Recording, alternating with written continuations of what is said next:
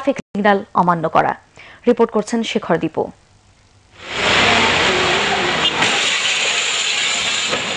কেউ কিছু বুঝে ওঠার আগেই ঘটনাটি ঘটে যায়, তবে ঘটনার পরপরই কেউ কেউ বুঝতে পারে কিছু একটা ঘটেছে, আর সে কারণেই আরো কিছু ঘটে যাবার শঙ্কায় খানিকটা ঝুঁকি নিয়ে হলেও লাফিয়ে মতিঝিলগামী বাস থেকে নেমে যান অনেকে।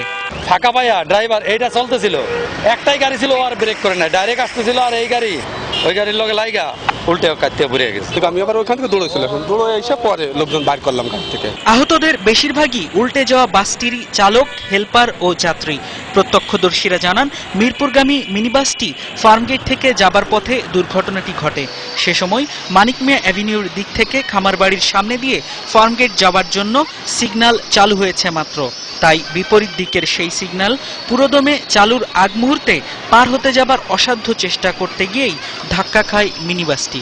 গত কিছুদিন ধরে এই মোড়ে সিগন্যাল বাতিগুলো নষ্ট থাকায় ট্রাফিক পুলিশ হাতের ইশারায় গাড়ি নিয়ন্ত্রণ করছেন। যে অপারেটরগুলো, যে লোকগুলো এগুলো মেইনটেনেন্স করতে, তাদের সাথে আমরা রেগুলার যোগাযোগ করতেছি, বাট তারা এই কথাই আমাদের বারবার বলতেছেন যে এখন আমরা এটা ঠিক করতে পারতেছি না, তাদের সাথে কন্ট্যাক্ট শেষ হয়ে গেছে। ট্রাফিক সিগন্যালের ত্রুটির সাথে সাথে বাস চালকদের অসতর্কতার কারণেই রাজধানীর বিভিন্ন পয়েন্টে এ ধরনের দুর্ঘটনার শঙ্কা রয়েছে বলে স্বীকার করেন পুলিশ ও দুর্ঘটনা বিশেষজ্ঞরা।